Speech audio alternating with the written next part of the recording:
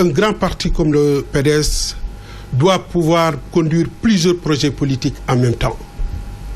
Oui, le combat... Est-ce que les priorités n'étaient pas ailleurs? Écoutez, j'argumente. Je dis que le PDS peut faire face à plusieurs priorités. Et c'est le cas. La libération, le combat pour la libération de nos frères et sœurs en prison, mais est une super priorité. Ce combat nous mobilise et continuera de nous mobiliser.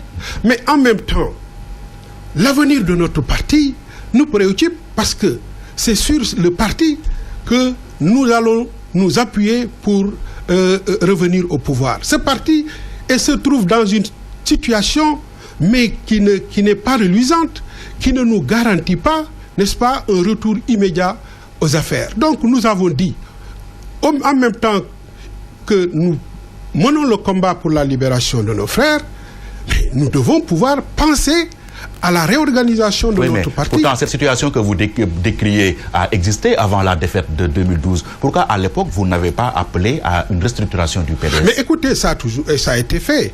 Vous savez, Pierre-Edouard, quand on était au pouvoir, il y a eu au moins 3 tentatives de renouvellement des instances du PDS qui ne sont pas allées à leur terme. À la pratique, nous avons tous été convaincus qu'il est difficile pour un parti au pouvoir de procéder à des renouvellements. Il y a des enjeux de pouvoir, il y a des enjeux de positionnement, il y a des batailles quelquefois qui sont préjudiciables à l'équilibre et à la stabilité du parti au moment où ce parti gère le quotidien des Sénégalais. À 3 reprises, nous avons tenté, nous avons fini par y renoncer.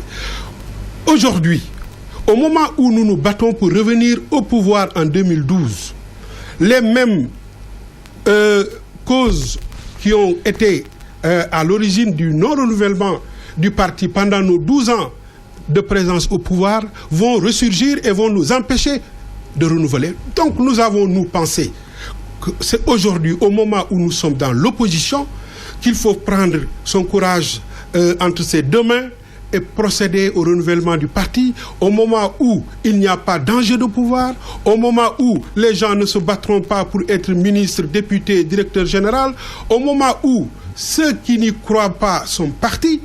Nous n'avons au sein du parti que ceux qui y croient. C'est le moment de donner les rênes du parti à la base, à ces hommes et à ces femmes qui se battent, qui croient aux idéaux du parti.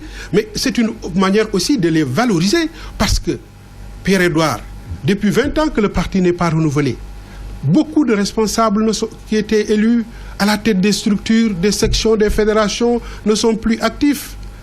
Il faut les remplacer, il faut valoriser ceux qui sont là, qui portent le parti. Et ne pas le faire, ce n'est pas aussi les encourager. Seul un renouvellement peut nous permettre donc de régler ce problème. Le PDS, théoriquement, a un peu plus de 80 maires.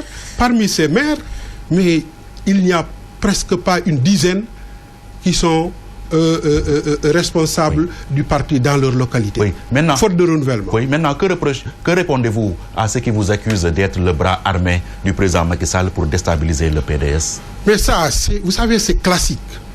C'est classique. Hein?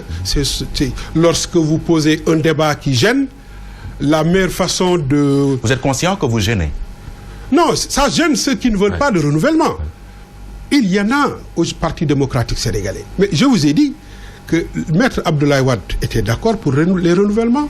Lorsque nous lui avons transmis le mémorandum, le lendemain, vous avez suivi dans une radio de la place son directeur de cabinet dire que le président a positivement accueilli le mémorandum. Mais entre-temps, mais ceux qui ne veulent pas de renouvellement au Parti démocratique sénégalais sont passés par là. Mais pour donner, n'est-ce pas, avancer des arguments de nature à le décourager. Notamment, vous travaillez pour Macky Sall. Oui, mais ça, ce que je dis, ça c'est classique.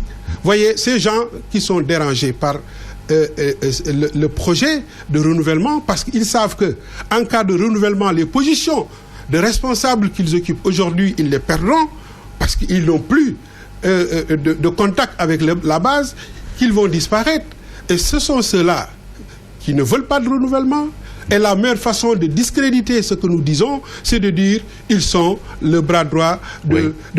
Alors, c'est ça, moi j'ai déjà répondu que Maître Abdoulaye Wade a investi autant que nous, ou plus que nous, sur des hommes et des femmes qui sont partis. Aujourd'hui, tous ceux qui ont été présidents d'institutions sous Wade, président de l'Assemblée nationale, président du Sénat, Premier ministre, ministre d'État, combien de DG et de députés sont partis? Qui les a tués? Personne. Nous aurions voulu partir, nous partirons sans bruit. Ce n'est pas... Sauf que là, il y a l'histoire de ce fameux SMS dont le contenu a été révélé par Doudou Wade. SMS dans lequel vous auriez dit à Doudou Wade que Macky Sall vous faisait des yeux doux et si ça tenait qu'à vous, peut-être vous allez le rejoindre. Il y a eu également les récentes accusations de Abdoulaye Banguer, membre du comité directeur et secrétaire national adjoint chargé de l'économie du PDS, qui vous accuse d'avoir récemment, nuitamment rencontré le président Macky Sall. Vous répondez quoi? Alors, vous savez, je réponds par la même chose. Des accusations très graves. Enfin, grave, si c'était vrai. Mais maintenant, moi, ça ne me déstabilise pas. Parce que je suis un homme sérieux. Je me veux un homme sérieux. Doudou Wade, heureusement qu'il a rectifié ce qu'il a dit. Il a voulu être méchant à mon égard. Pourquoi? À quelle fin? Oui, mais c'est parce que je suis dans un débat qui le gêne.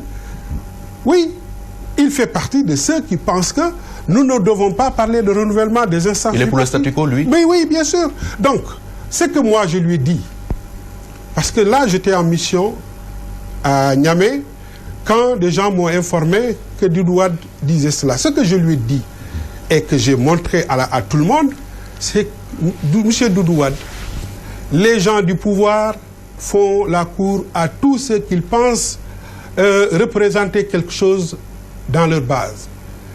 Et moi, je ne vous dirai pas que je n'ai pas été approché.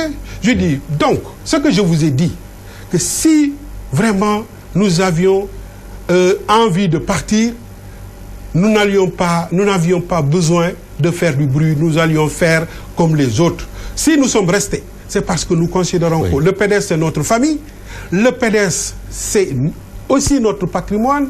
Nous croyons au PDS, nous y avons fait nos classes et nous y restons. C'est peut-être un jeu pour justifier votre départ prochain.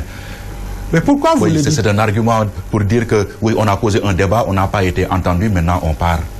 Pourquoi vous le dites? Oui, c'est une question. Non, je suis désolé, je ne vois pas pourquoi. Est-ce que là, vous n'êtes pas en train de manœuvrer là pour partir? Partir où?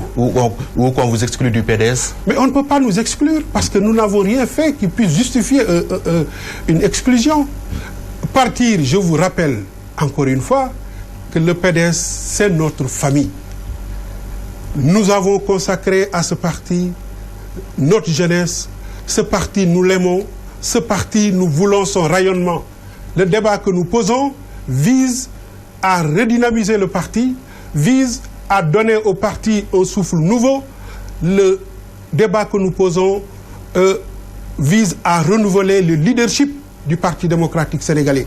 Il y a beaucoup de jeunes hier qui ont atteint l'âge de la maturité, qui ont assumé de grandes responsabilités, mais qui sont encore représentatifs dans leurs bases respectives, mais qui ont besoin qu'on renouvelle pour qu'ils puissent éclore, pour qu'ils puissent s'affirmer.